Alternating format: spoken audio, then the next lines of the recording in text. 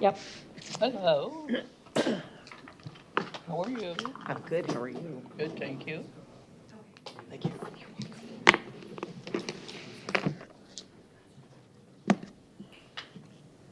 So it's 4 o'clock, I think. We're gonna move Jessica up then, since Rita's not here. Do we have a sign-up sheet being passed down? I keep track of the attendance.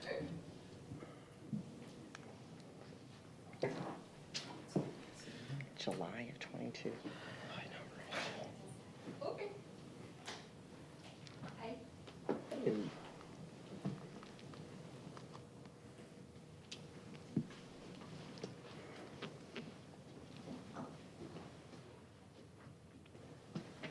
Hey, Jessica, right here. Okay. Don't bother sitting, we're going to go ahead and say the That's pledge. what I thought. Please stand for the pledge. I pledge allegiance to the flag of the United States of America and to the republic for which it stands, one nation, under God, indivisible, with liberty and justice for all. If you would show the meeting called to order at 4:03 or 4:01 with the pledge. Thank you. We will now have an open forum. If anyone has anything they would like to say, you get 5 minutes.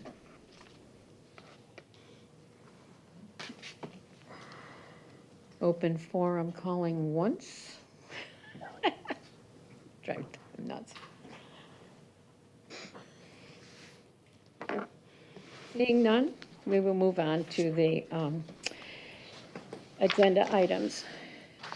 So the first one is the approval of the minutes of our last meeting, which was July 7th, 2022.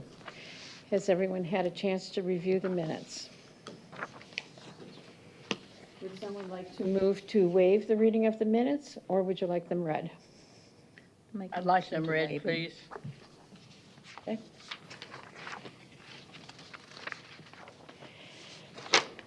Thursday, July 7th, 2022. Rhonda Coy, Vice Chair, called the July 7, 22 meeting to order at 4 o'clock p.m. in the Oldsmar Council Chamber. The Pledge of Allegiance to the flag was recited. Members present were Rhonda Coy, Rita Clark, Babe Wright, Kathy Schenkner, Matt Clark. Alternate member Sherry McCullers and alternate member Pete Weingen. Members absent Sandy Grimes and Rebecca Fitz. Also present were Tom Trask, City Attorney, and Kathy Horvath, Deputy City Clerk. The board members introduced themselves to new alternate Pete. Is it Weingen? Weingen? Weingen? Thank you. Oh, you're Pete. I am. Hi, nice to meet you. I'm Rhonda. Nice to meet you. No comments were received on the open forum swearing in process. We will do that after this. Approval of minutes dated May 6, 2021.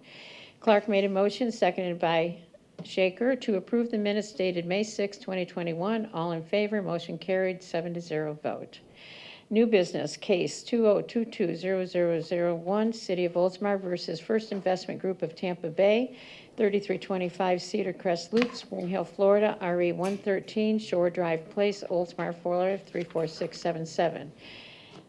Parcel ID 23 28 16 89532 001 0130. Trask stated this item is being removed from the agenda. The certified mail green cards have not been returned, so there is no good service on this case. Since the property owner is not in attendance, he is not comfortable moving the case forward until there is proof of good service. Consider of affidavit of compliance, case 2021-00001, City of Oldsmar versus Samantha Brown, 501 Oakwood Boulevard, Oldsmar, Florida, 34677, parcel ID 23 28 16 63936 048 0010. Wright made a motion, seconded by Clark, to accept the affidavit of compliance for case 2021-00001. All in favor, motion carried, 7-0 vote. Selection of chair and vice chair for 2022. That was 2022, the year 2022. Clark nominated Rhonda Coy as Chair of Code Enforcement Board for the remainder of 2022. No other nominations were received. Coy was appointed as Chair. Coy nominated Rita Clark as Vice Chair of the Code Enforcement Board for the remainder of 2022. No other nominations were received. Clark was appointed as Vice Chair. Wright asked where Code Enforcement Officer Silliman was today. Trask reported that Silliman is on vacation out of the country. Mandy Clark was going to cover the case for Silliman today. 5, adjournment. Shecker made a motion to adjourn, seconded by Wright. All in favor, motion carries 7-0 vote. The meeting was adjourned at 4:04 p.m. Respectfully submitted, Kathy Horvath, CMC, Deputy City Clerk of City of Oldsmar, Florida. Does anyone have any questions?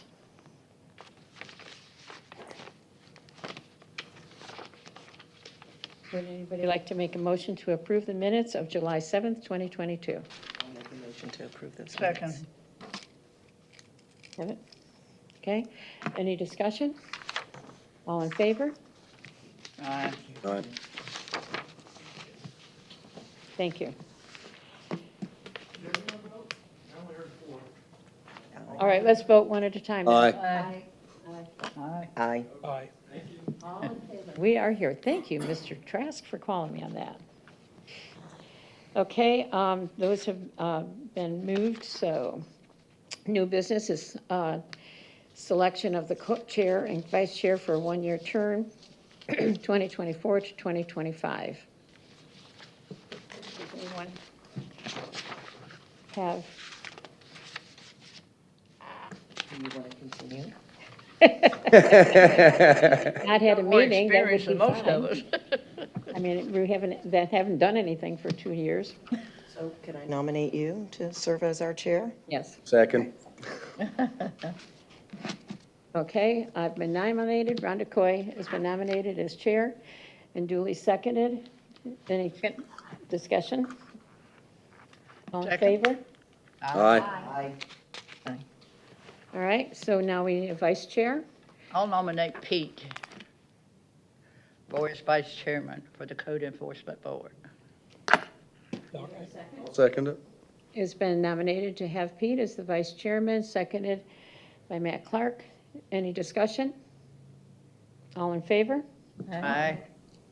Thank you very much. Will you you go. accept? I do accept. There you go. All right, so we're going to have a staff presentation of the code enforcement efforts and update. Everybody should have one sitting at their seat. I believe it's this right here. And our staff would be Greg Stillman. Greg, do you know everybody? Not formally, but most of you guys have been nameplates. So. I'm Greg Silliman, City of Oldsmar, the code enforcement officer here. This November, I'll be here for 8 years. So if I haven't met you, I look forward to meeting y'all. So code enforcement, I'm sure you guys are familiar with the basics of it. I do patrol inspections in neighborhoods and industrial areas. I respond to investigate complaints that come in from business owners, residents, neighbors, people passing through, whatnot. I also prepare notice of violations and notice of hearings to bring cases to the code board, which aren't super frequent, but if I need to, I do that. I also support you guys as the code enforcement board in our work together. Some of the primary responsibilities: serving the residents of Oldsmar, keeping Oldsmar looking clean and beautiful, which includes like property maintenance, removing junk signs, illegal signs, doing inspections. So I do fence inspections, driveway, and landscape inspections for residential and commercial properties. And then also I assist with the code enforcement board. Check out the price of that gas. Excuse me? Check out the price of the gas. In the picture. $2.44 for That's two. from- that's from Oh, we 20 haven't seen that. At 2021. 219. So, yeah, that was like Love a- your presentations, Greg. Yeah. Yeah. So some of the areas I work with, the ordinances are zoning, trash and debris, obviously like junk vehicles like that one, signs, graffiti, and property maintenance. And some more details like lot clearing. So the city code of Oldsmar says any grass, if the overall grass in the yard needs to be over 12 inches before it's a code violation. The accumulation of trash, junk and debris. This was a commercial site, but it's also includes residential sites. Inoperable vehicles. So all vehicles need to be licensed and operable. If they're not, it's okay if they're inside a garage or even with a car cover. Our code doesn't say anything against that. I can't legally go and lift the car cover up, so if the tires look inflated and it's not obviously inoperable, it would be allowed by our city code. Signage, so like commercial properties, and then below like the legal right-of-way signs, like the pressure washing, we buy houses, which I think that one is, a flat roof repair. So I go around and I take the small signs up if they're in the right-of-way. The only signs that are allowed in the right-of-way are traffic control signs. Our temporary signs, like the bigger sign and the top slide there, are allowed.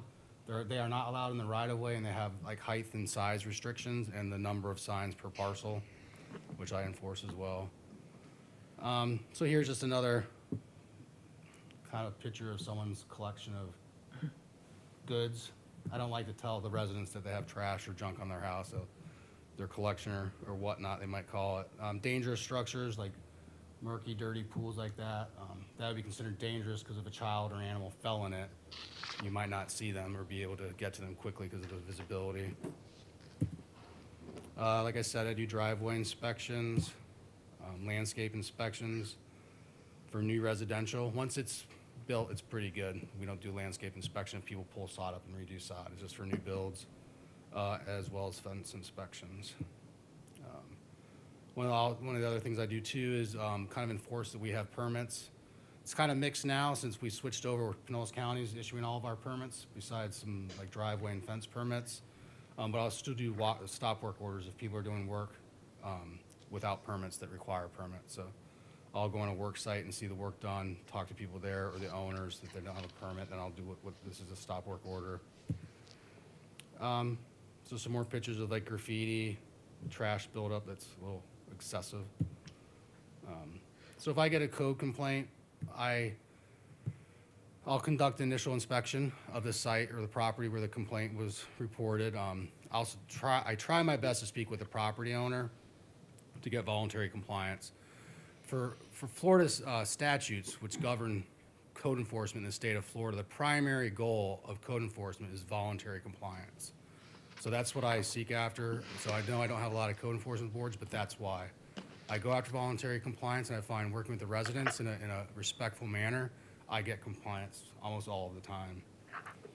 If not, then I have to issue a notice of violation, set a compliance date. If they don't come in compliance by that date, I move forward with doing a notice of hearing, and that brings it to the code enforcement board.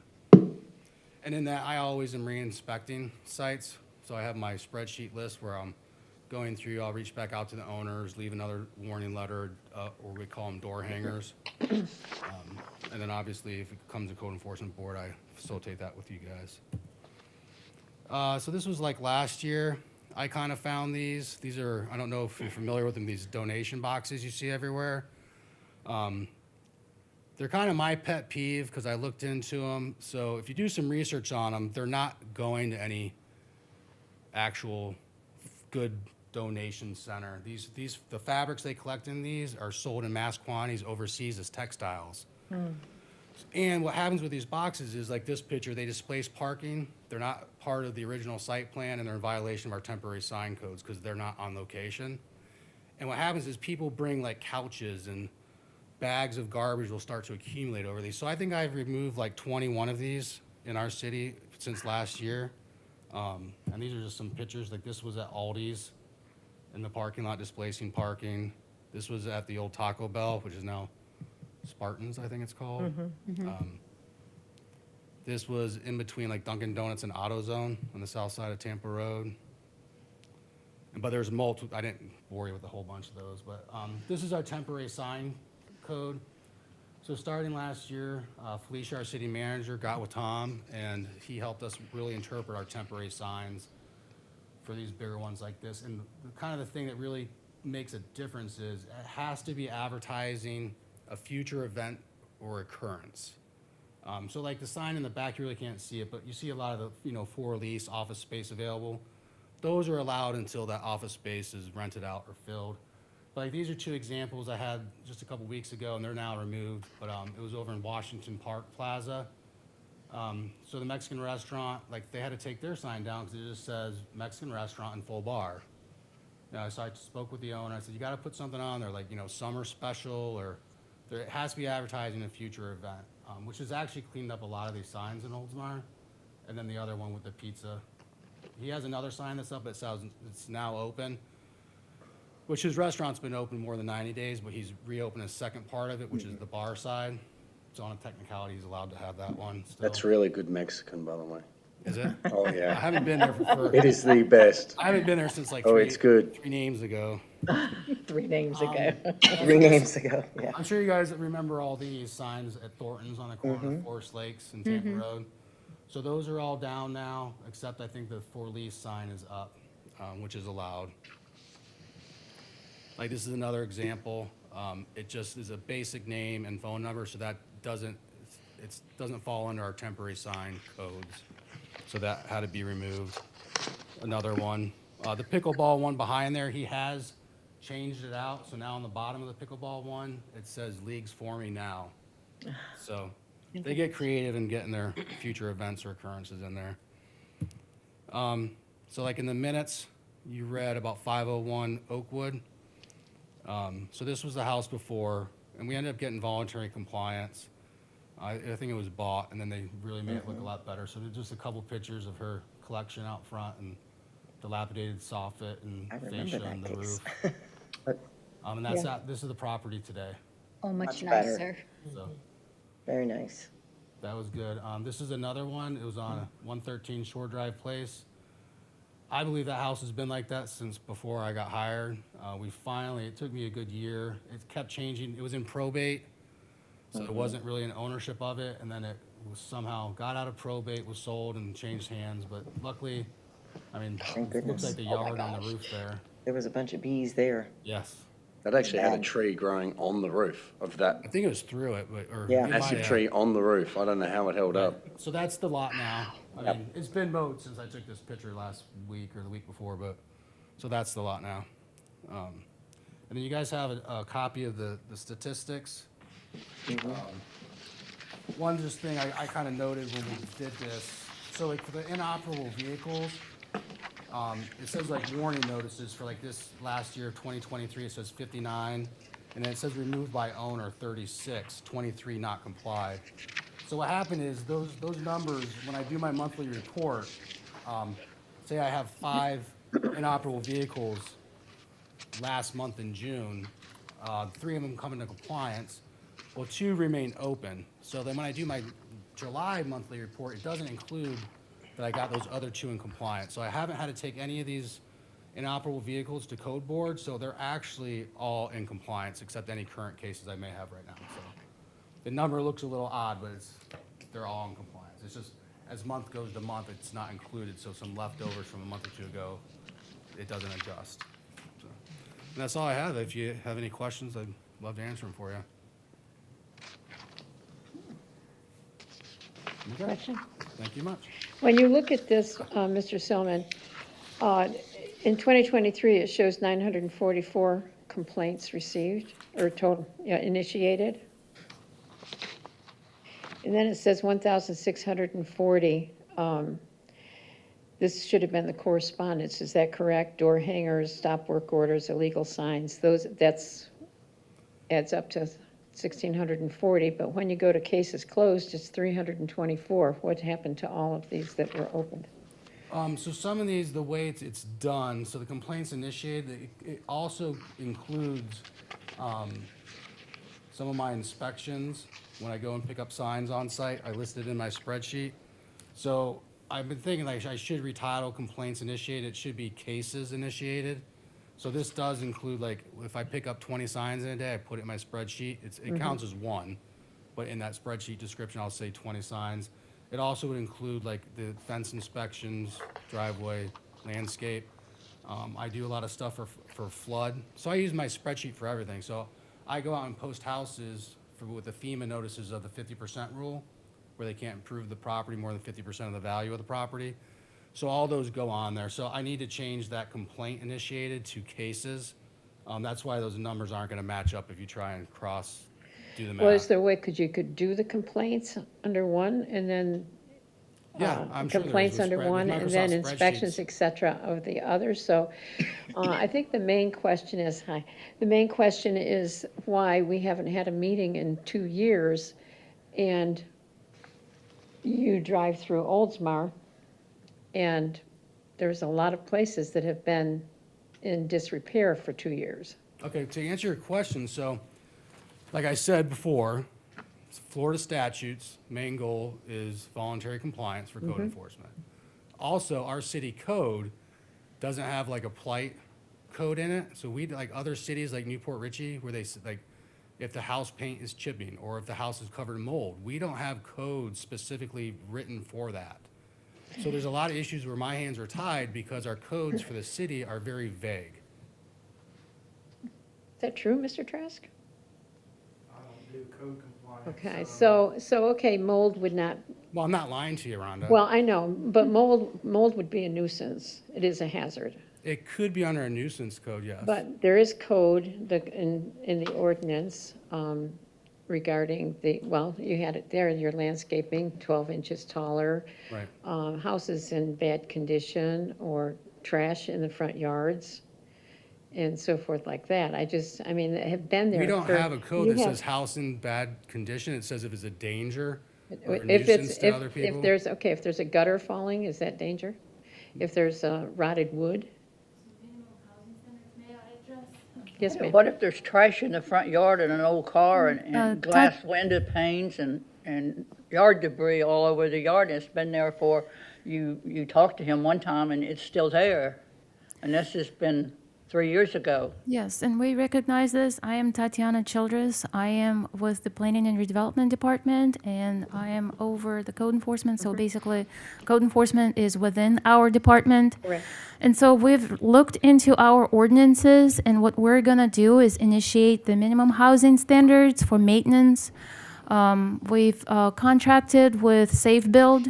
They pointed out to a couple of good ordinances out there, so we're gonna review at the TRC and maybe even have a consultant who will help us to draft a better code for, again, exterior maintenance, housing standards that could be applied easily for our code enforcement. Because right now, you can't really tell sometimes, well, is this paint really in disrepair, or this is just a little bleach and it will take care of itself. But we don't really have strong code to apply, but we're working on it. So hopefully that will be something that our future effort will In the near help to. future. You're doing something, Greg, I wasn't calling you out, you coded me. Oh, that's fine. You not only coded me, it's been so long since we had a meeting, you didn't even know who I was, which was, What do it you was like, when you gave it to me when I went to the door. It was for, I don't even remember, building permit. Luckily, I had the permit. Right. Sorry about that. I mean, I'm not saying that you're not out there, because I know you came to my house. Right. Does anybody have any other questions for the planning and development, or Mr. Solomon? No. Well, we're looking forward to new plans, new ordinances, although I thought there's quite a few listed that could be applied. But hopefully, when you go down St. Pete Drive, especially, is there an update on the corner of Lee Street and St. Pete Drive? The house looks abandoned. Lee Street, with the Grass very hasn't been end. mowed. What, Lee and St. Pete Drive? Is it Washington? Yeah, it's Washington Washington. and Lee St. doesn't Pete go Drive, into yeah. St. So Pete Drive. Washington, okay, so Washington, like across from the convenience store? Yes. Okay, so that house is part of the Washington Park project. Tatiana emailed the owner. I actually spoke with them 2 days ago. He lives out in Colorado, so he is gonna get that whole lot mowed. I told him they have to stay up on it like weekly, if not more, with the summer rain here in Florida. So that house and that lot is part of, if you go over to Park in St. Pete, where those two New houses houses, that yeah. are kind of built together, that's that whole project and with the same owner. So he assured me that we mowed by, Well, I think there's more things that other than that, because it is a danger. It's fallen apart. yeah, I don't know the status of that project. It doesn't matter on the I can look project, into the there's, condition of the house. The structure that's existing there is definitely hazardous because the roof is falling and Okay. so it's not safe. And I'll so, add that to my list, and Okay. I'll contact the owner again tomorrow and let him know that he's gonna demo it hopefully anyways. But Right. he probably needs to do it sooner than later. yeah, but we can't work on hopes. Okay, any other questions? I did. Yes, Jessica. Craig, I'm new. I'm Jessica Villafana. Nice to meet you. Can you just, for our education, what is a typical day for you? What is your, like, your priorities when you're organizing your day? So I would say, I mean, to be honest, priorities would be stuff that comes like from city council Okay. or, Felicia or my department head. Obviously, like any job, your supervisors are gonna kind of take priority. In the morning when I come in, I go through my emails, I find Okay. any new complaints, I check my voicemail. I make a list of what I'm doing that day. I look through my spreadsheet. I'll look on current cases, what I need to do, and I'll go back and see which ones I need to readdress. And then throughout the day, I'm in and out of the office, depending on if I need to check permits or come back and forth. So I'm out in the field a lot, going to these properties, talking to property owners, business owners. I work with community policing departments sometimes, like if with a homeless camp, something that's a little out of my realm, that's more in theirs. So I'm in the field, I'm in the office. I'll usually come back midday and end of day. And that's when I return phone calls, and check my emails or return emails. And then it's pretty much that. I mean, some cases like today, I spent a lot of time, I had to post a property that I issued a notice of hearing for the August 1st. When I went out to post it on site, I ended up talking to the property owner, and she's actually starting the process of coming into compliance. Good. So I ended up out there for almost an hour because she was asking me what she needs to do to actually fully come into compliance. Preparing that paperwork took me an hour, earlier today. So it's just, I did an abatement yesterday. I had to post it and do the paperwork. Well, I did it 2 days ago. So paperwork kind of eats up sometimes, just prepping it, and then, having the city manager sign off on it, the city clerk sign off it. I have to take the sealed one, post that on site, then send it out registered mail, regular mail, and stuff like that. So Wow. you're welcome to ride along if you ever get a day free. I have a day free. Right. Okay. Thank you. Thank you very much. Right. Any other questions? I did want to mention, for all those that do not realize this, and you can correct me too, of course, I know you will, but as of 2021, I think it's probably a July, anybody sending or calling in code enforcement, they do not take anonymous any longer. You would have to give your name and address, I believe. So if you call something in, be prepared to give their full information. And I wondered did that reduce the number of calls you might have gotten? On a very minor scale. The one exception to that is if it's a life safety, that can Right. be done anonymously. Correct. I think since 2021, there's might have been maybe 10 cases where someone called and I'm talking to them and it's obviously their neighbor, across the street neighbor. And I say, well, I need your name and your address. And I always ask for the phone number so I have a good contact. And they're like, well, why? And I'm like, well, it's public record. Since 2021, I can't take anonymous complaints. So maybe about 10 times in the last 3 years where I've had people just say like, forget it, don't worry Yeah. about it. Yeah, they don't want to know nothing. Well, they don't want beef with the neighbors and, Exactly. depending on your neighbors, I can understand that, so. Exactly. Carry the grouch or carry that trash can in yourself. Right. do you ever follow up on those? If somebody says, no, I want to stay anonymous, do you ever just drive by and look at it and Some say? people have asked me to do that, but I'm violating the law. Okay. So I purposely would not do that, no. Okay, But should you happen to drive by there at some point and see it? Right, You're I just have not, to be because you're careful that being I'm pro. not taking anonymous complaints. Right, And they're not giving their info, then I have the address already written down right. because I don't want to violate the law. That part, but if you drive by something If that I drive by is there something and it's an someplace obvious to be violation, then I'll stop proactive. and address it. The city still is we're more focused on responsive code enforcement, which is I get a complaint and I respond to it, as opposed to being totally proactive. Once a community goes proactive, you have to be proactive across that Oh, yes, you municipality cannot be selective, 100%, correct. which would probably mean more code enforcement people to be able to do that efficiently. And I can verify that you do stop, because I think you almost lost your brakes in front of my house. It's actually really hard. It was like, I know we have a building permit. It's So, really, it's I know. hard to drive around and look for violations and not try and hit other cars or mailboxes or trash cans. Mm-hmm. So like when we do our damage assessment, a lot of times I won't drive and I'm like, man, I didn't notice that. I haven't noticed that. And, Yeah. you know, so, Yeah, thank you very much. you're welcome. One question, when you get permits, I mean, like supposing you're going to do something, you know, to your house and you go to the city and get a permit, are you not supposed to put that where it's obvious for you to see or your neighbor to see or whoever, other than post it by your back door? It's supposed to be posted obvious for the inspectors. Visible from the front. Right. Yeah, that's what I thought. Yeah. Well, Yeah, that's for mostly the building inspectors that are coming on site to do the inspections, that they have easy access to it. Okay, thank you.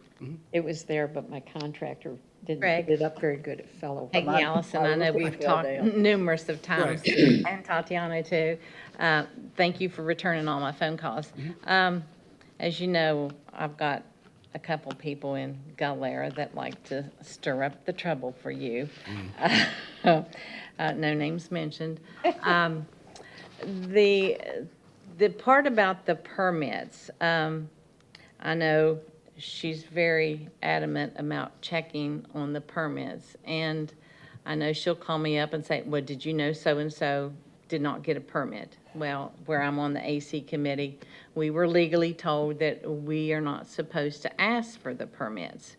Now, if she contacts you and says, do you know so-and-so did not get a permit for such and such an address? Do you go out and check those people to see if they got a permit or displayed Well, or? I would take that as a complaint. Okay. So the person would have to be willing to be listed as the complainant. Oh, I'm sure she lists her address with you. I have had some people in Galera that backed out and said, no, I don't want to. Okay. I just want to call you and tell you about it. I don't want to be listed as a complainant. But then again, legally, I can't react to that. Okay.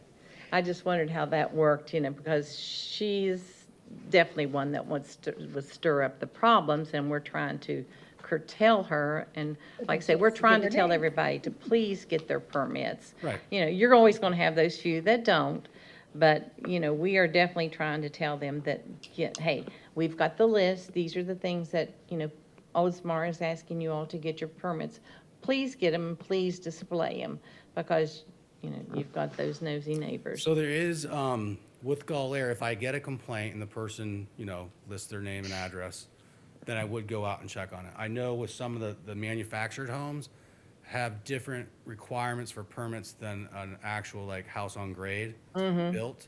So like the houses back in the back of Galera that are Right. on, homes, concrete platforms like slabs, they'll require permits for more things than the prefabbed homes. Right. We might not require. Right, You're also dealing with an association right. and, right. But thank And you you both also, you for also have all always, permits, you have that on file in the office as well.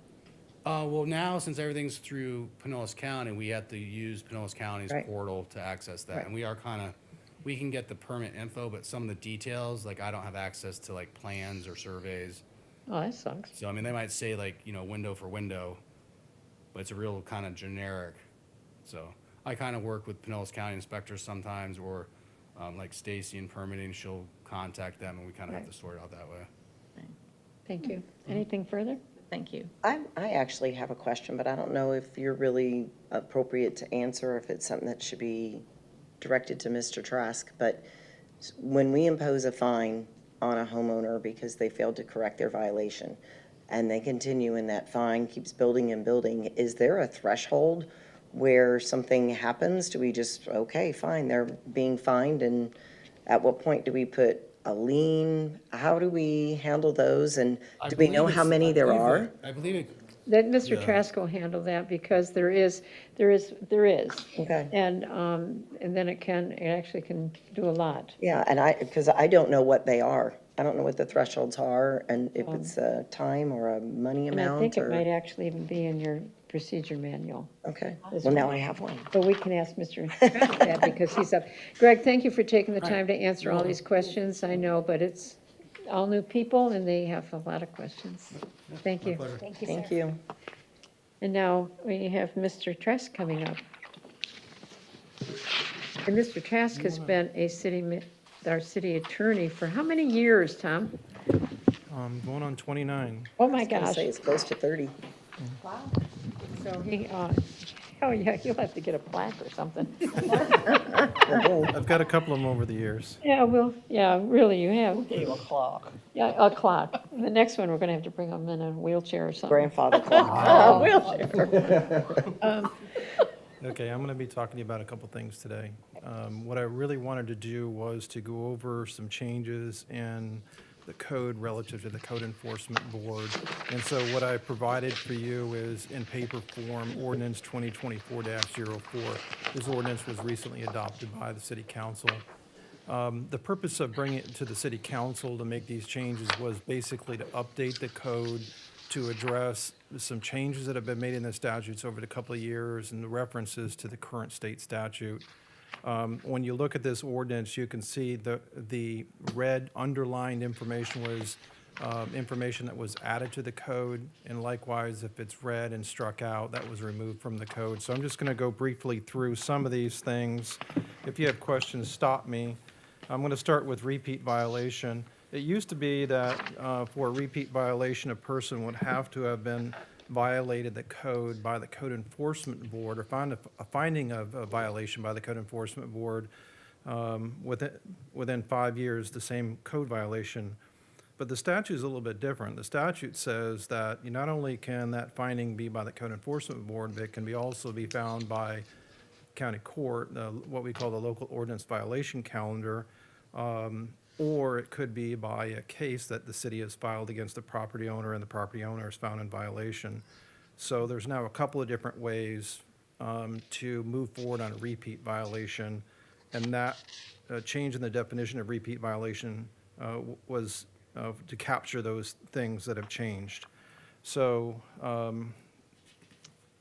repeat violation definition, it was the first change.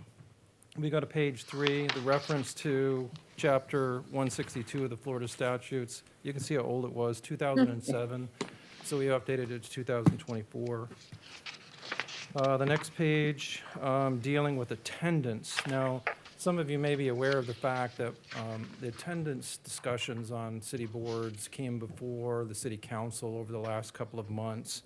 And it was the city clerk's office and I worked together, mainly the city clerk, trying to make it consistent across all boards. So if you're absent these number of days within this period of time, then you forfeit your seat. There are some exceptions. The Code Enforcement Board is an exception. And the reason that the Code Enforcement Board is an exception to the other boards is because it's codified in state statute as to what the absences have to be. So it's 2 out of 3 successive meetings. If you miss them, you forfeit your seat. Unless you have prior written approval. And it used to say by notice given to the board secretary. Well, a notice is not an excuse. A notice given to someone is that you're just making note of it. So we've changed it to reflect that the absence, if it's more than 2 of 3 successive meetings, has to be approved by the chair. So there actually has to be an approval process and not just giving your notice. So that was added in. Under section 2-130C on page 4, the very, very bottom, you can be reimbursed for travel, mileage, and per diem expenses. That was provided by state statute, so we added it. I understand that we don't really have that because we don't do a lot of traveling, but if that ever occurred, then you have the right to be reimbursed for that. Under section 2-131, next to subparagraph 3, you have the right to subpoena evidence. It didn't reference where the subpoenaed evidence was to be at or presented at, and so we've added that it's to be presented here at the hearing, so subpoena evidence to hearings. It doesn't really happen that often. Probably in the last 25 years, it's been a couple of times where we've had to subpoena someone. Mostly it's when the property owner wants to subpoena someone. And so the way that works is I prepare the subpoenas, we have them signed by the chair, and then they would have to serve those subpoenas on whoever the witness is going to be. It doesn't happen that often, but it is a power that the Code Enforcement Board has. And by the way, that's the power like any other subpoena. So if they fail to appear, then there can be sanctions related to their failure to appear. Section 2-132, this is where we're capturing the discussion that was just had relative to potential violations by way of anonymous complaint. We needed to get that language in the and the code provision, and so we've added some language in subparagraph A1 that talks about anonymous complaints. And it also covers that exception that Greg had mentioned, and that is that it doesn't have to be, you don't have to give your name when there is, the violation presents imminent threat to public health, safety, or welfare, or the imminent destruction of habitat or sensitive resources. So if that is happening, we're going to move forward on that, whether or not we have a name. So, subparagraph 2, we kind of fixed the notice requirements. There's been a change with regard to the notices that the city has to give. And so we wanted to address it specifically in paragraph 2 that all the notices had to be provided as in section 2-136, which is in a different portion of the code. On the next page, the bottom of the page, paragraph D, page 7. The statute has had for a long time a requirement that if a property owner has been served with a code violation notice and then decides to sell his property, that he has an obligation to provide all that code enforcement information to the proposed new owner or the purchaser. And if he fails to do so, then he could be determined to have been created some type of fraud on the purchaser. So we've added some language in there. It basically copies almost word for word what's in the state statute and what has been in the statute for a number of years. So what happens if a property owner decides to sell his property in the middle of a code enforcement case? What do we do once we find out about it? Well, we don't dismiss the case. We just issue another notice, and the notice is to the new property owner, and we give them additional time to come into compliance, and if they don't, then we come to the Code Enforcement Board for a decision to be made. So there is a process if the property is sold. And a lot of times we have that in other cities where people just sell the house, they don't have to deal with the problem. Make it somebody else's problem. This covers that particular situation. Does that apply to banks as well? It applies to anyone that owns the awesome. property. Yeah. Makes your job easy, Greg.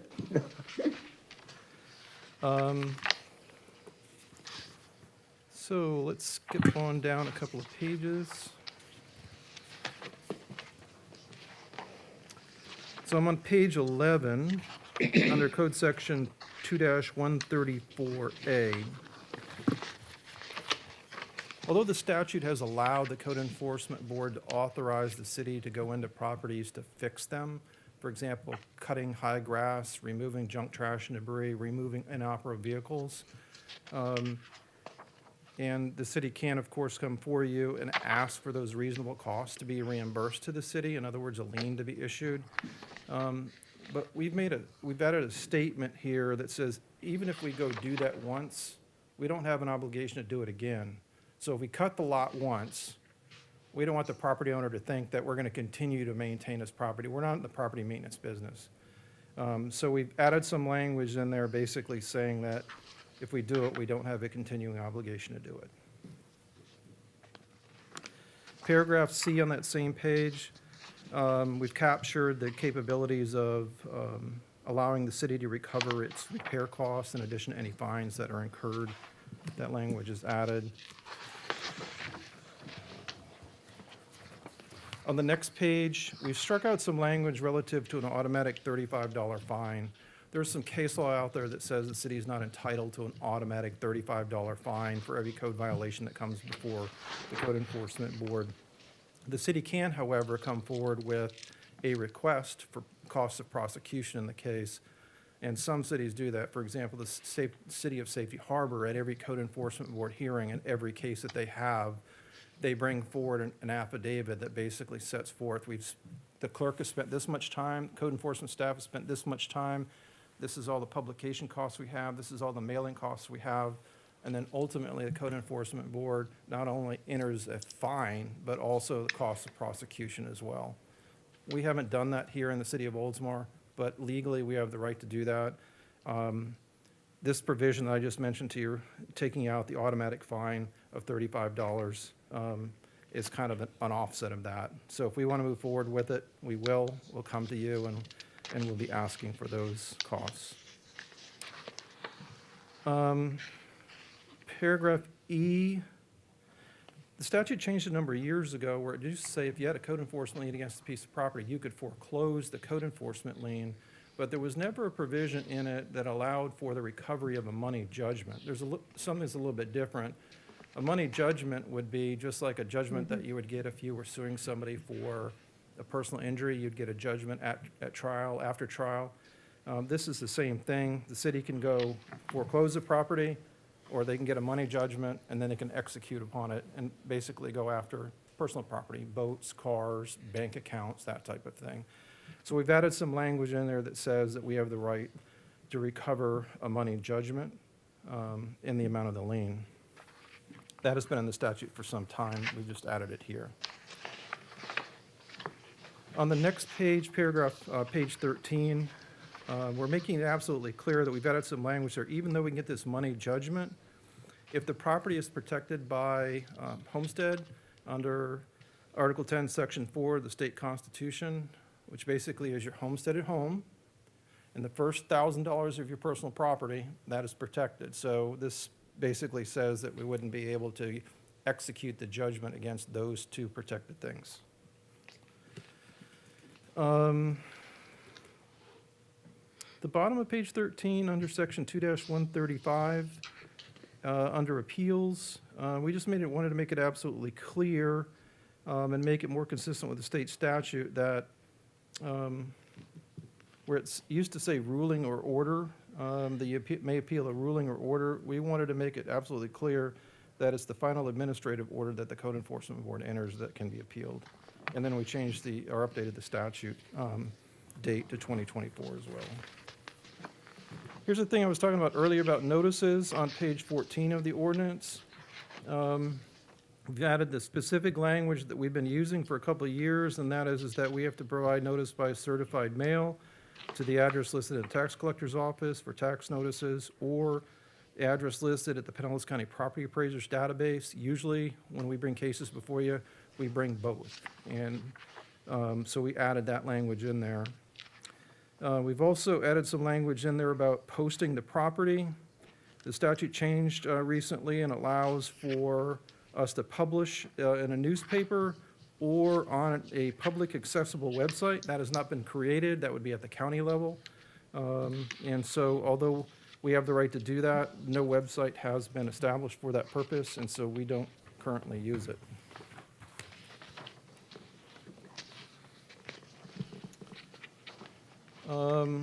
Next page, top of page 15, we talk about proof of posting. We've added some language in there that says that when we bring a case forward, that we show that we've posted the property, that Greg or Mandy will be signing an affidavit of posting, and that just basically says that we posted the property at least 10 days prior to the hearing, that is required by state law. So that's mainly all the provisions relative to the Code Enforcement Board. At the bottom of page 15, section 2-137 talks about supplemental enforcement procedures in county court. That's still part of our code. That's not part of what you do. This is where we can bring cases, and a lot of cities don't use the Code Enforcement Board as special magistrate. They just use the local ordinance violation calendar at the county court, and they bring all their cases to a county court judge and have the decisions made there. The problem with that is that usually what happens at those calendar calls is that the judge will just issue a single fine, $90, $110, $120. Here, the Code Enforcement Board, you have the right to establish a fine on initial violations, $250 a day, every day. And so you don't have to keep going back to the county court every single day with a new citation. Here, code enforcement board, it would be one order, one appearance, and that fine continues on until they actually bring the property into compliance. So that's why we don't normally go to the county court. And the other reason is it's a lot more expensive because you have to have the city attorney's office at every one of those hearings. And so you can just imagine at a couple $100 an hour, and bringing a case forward and you get a $90 fine. It just doesn't make good business sense to do that. That's why I've always recommended against it. So, on page 16, we've added that same language about anonymous complaints. We have to have an address. Again, this is just with regard to cases going to county court.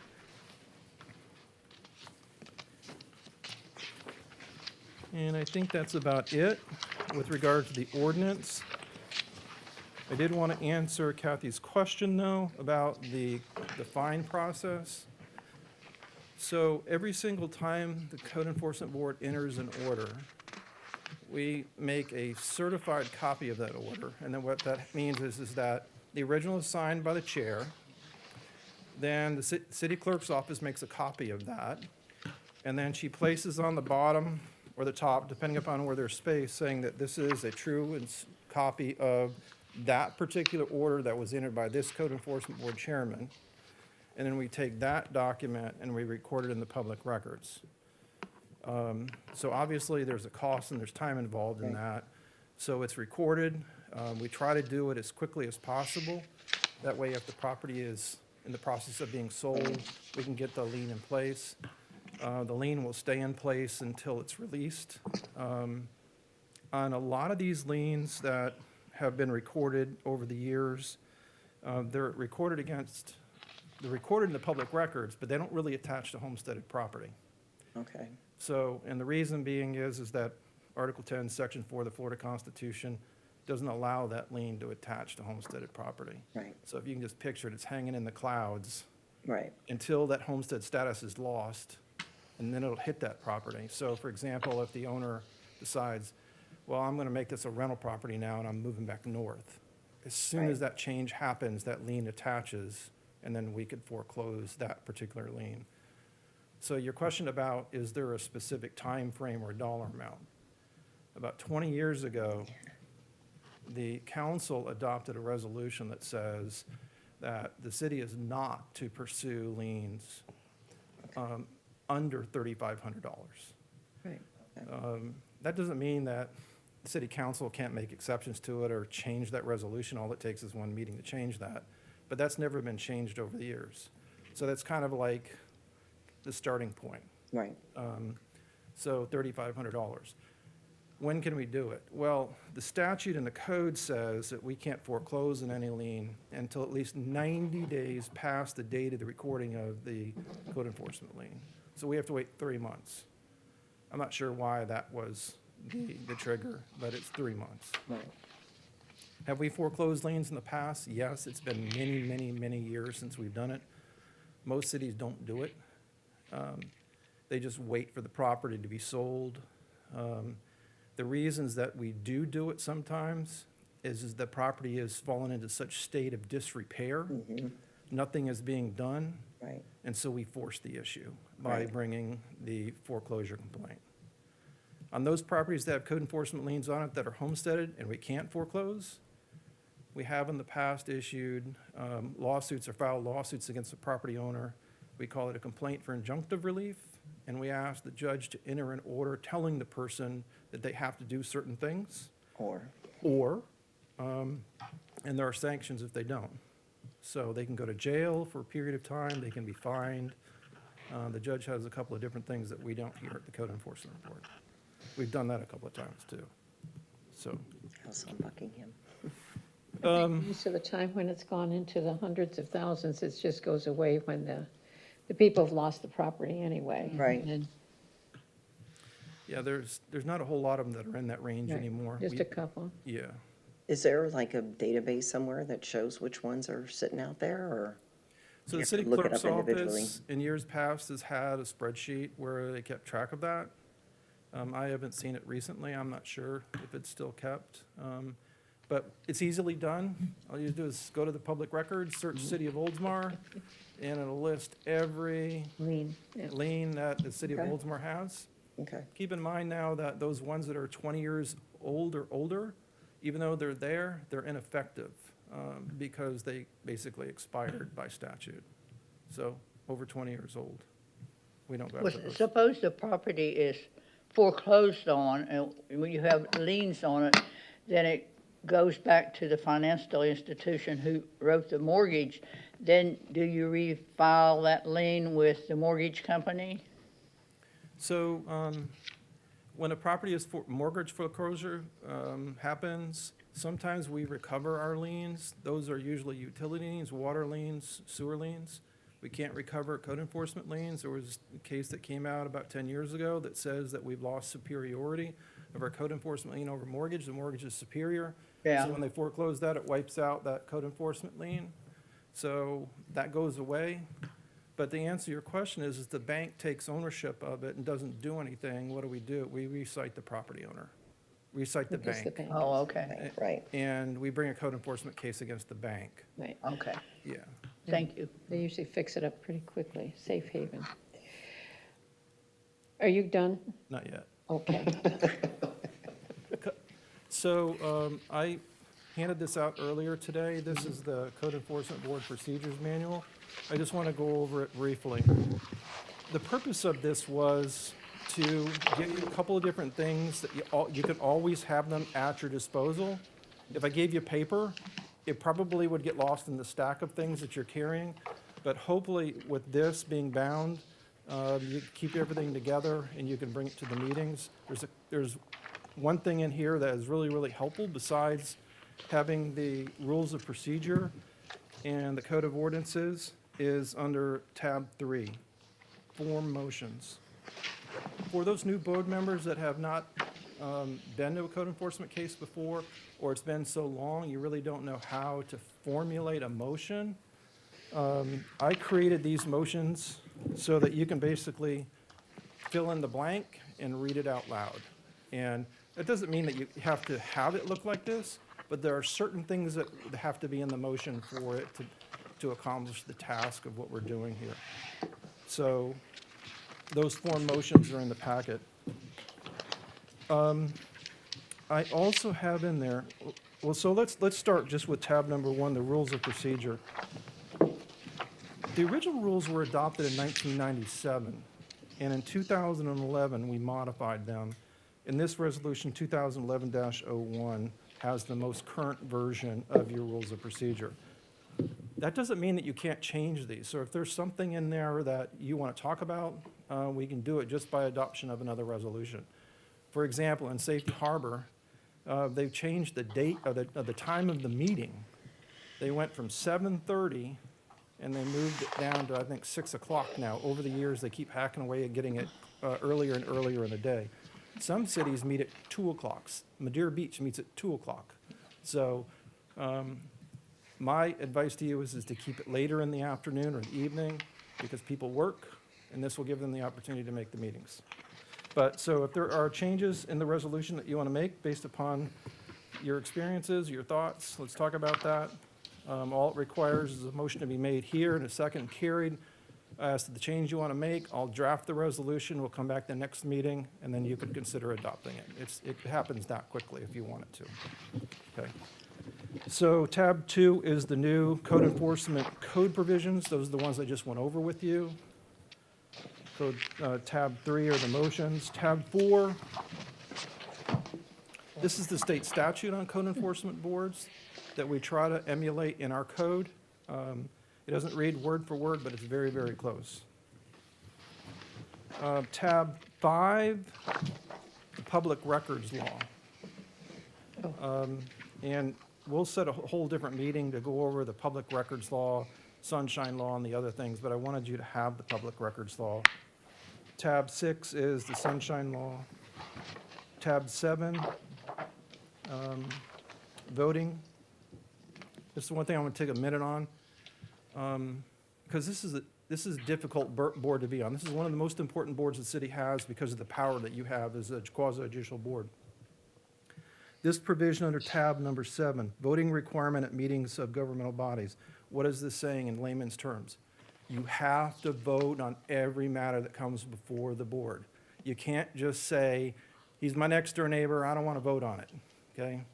You've got to vote on everything that comes before you, unless there's an appearance of a conflict of interest.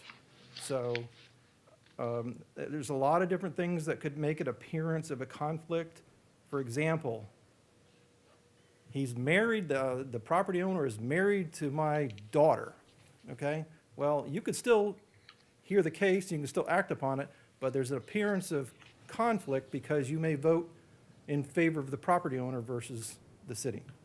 So, Isn't there also one for if if you are in a legal with money, so the next businesses? next tab is voting conflicts. Yeah, And that's the one that talks about you cannot vote on matters that you have some type of financial interest in. And if any of these situations come up, what I would recommend is for you to give the city clerk a call or give me a call, and we can work through the factual basis of your concerns and then tell you what our thoughts on whether it's a conflict or not. So what happens if there's a conflict? Well, you just tell us at the meeting you have a conflict, the reason why, and then you fill out what we call a Form 8B, which is a conflict of interest form. It's very brief. It basically just, One of these. exactly. So Matt has one. It basically just asks for your name, what board you're on, what city it's for, and the reasons that you believe that you have a conflict. And then you sign it, and then you provide it to the city clerk's office. It's just that simple. Okay, so that was my spiel on the new ordinance and the procedures manual. If there's something else you want in the procedures manual, we can hole punch it, like with these binders, and we can add it. Just let me know. I'd like to mention is upon leaving, these, that we have, the agendas and so forth should be left with our city clerk So let's talk about that for a minute. If you have notes on those, and those notes are Right. just for you, right, that's not a public record. right. So you don't have to hand it to the city clerk. If you were using to transmit information, so you're writing notes between each other on the dais up there on the piece of paper, that is a public record that needs to be retained by the city clerk's office. Right. Everybody has a copy of the agenda, and the city clerk has the original. You don't need to keep the agenda, okay? Okay. One more question. Did something come out about Airbnbs in Oldsmar? Do we have an ordinance against short-term rentals? We do, so what we have in our ordinance is, it is allowed, and I don't wanna. That's okay. The Broad- summary is, so short-term rentals are not allowed, but they are allowed per property, 30 days or more, up to 3 times or maybe 6 times a year. So if they're renting out for 30 days or more, but they're capped at like 3, I think it's maybe 3 or 6 per calendar year. I think that might be something else we might be looking into addressing. But the enforcement of that, like when I go to my code conferences, Huge. like the cities where they have a big problem with it, like Marathon down in Florida or like Vero Beach, they'll have like in Marathon, I know they have 2 code enforcement officers. One does the code enforcement, the other one solely does Airbnb enforcements. And then it gets wrapped up into where a lot of municipalities will hire a third-party software company that somehow has robots that go out and fish this and they can find locations. Right. So it is a cost, expensive software, but it's to form a case for that is super time consuming. So I enforce if I get complaints and it happens to be an Airbnb, like trash or noise, I refer them to the sheriff's office, but that's our city code. So like weekend rentals are not allowed per our code, but 30 days or more are with a cap per year. But I'm not. Thanks sure for exactly. explaining that. I had read something about it, and I just wanted it. It's under verified. transient housing, I believe. Yeah. in our city It's, code. it's really a huge Transient problem in a accommodations. lot of places, and I can't imagine how hard it would be to enforce that in the city without an extra person to do it, because it's, Or you buy the, super expensive software. yeah, exactly. But it does exist, if anybody ever wants to in the future. Does anybody have any other additional questions for Mr. Trask? I do have one question, just to clarify, because saying that a code enforcement officer or the board cannot initiate enforcement proceedings, but the officer can in a case of safety or whatever, are we allowed, if I see something that I feel like, oh, this is a danger, can I make a complaint, obviously not anonymous, and say, I'm concerned as a homeowner that this property is unsafe? So the statute says the code enforcement board members cannot initiate those cases. No matter what. Right. They can do it for safety, we can't do it no matter what. Okay, Right. I just wanted to clarify. And not But only you that, can do it as a citizen first, right? you're a board member first. Yeah, and so- so is the Okay. second. So, Once a board member, yeah. always a board member. yeah. Okay, And, yeah. okay, thank you. Awesome. Anything else? All right, well, does anybody on the board have any questions for anyone? We have a Gary? meeting next month? There might be one on August 1st on Thursday, but like I said earlier, I went to the property earlier today to post the notice of hearing for the August 1st date. I spoke with the property owner for about an hour, and she is coming in, well, she's starting to come into compliance. But it's a case on an accessory dwelling that was turned into a living area, but it's a flood violation, it's a zoning violation. But like today, she is in the process, she's taking out all the plumbing and the kitchen appliances. It's like a single kind of concrete shed. Okay. Yeah, but why would it be August 1st? That's the believe first that's the- Thursday. Oh, that's first Thursday. Yeah, okay, That's the We next always Sorry. meet on Thursday. Thursday, Uh, remember? all right. But if there is, or If that's they the come into only, compliance on the day of that, most likely I'll cancel the meeting because they're in compliance, so there's no reason to have the hearing. okay, I mean, I'll try and do it ahead of time. there's nothing else in the works anywhere. So we should check our emails, right? Yes. If we have one on August 1st, I need to be excused because I'll be in Orlando at my daughter's college graduation. Well, we'll be waiting for your phone call. May I please? I'm hoping they come into compliance, just to make it easy on Yeah. everyone. Anything else? Can I have a motion to adjourn? Make a motion, we adjourn. Second. Second. Any discussion?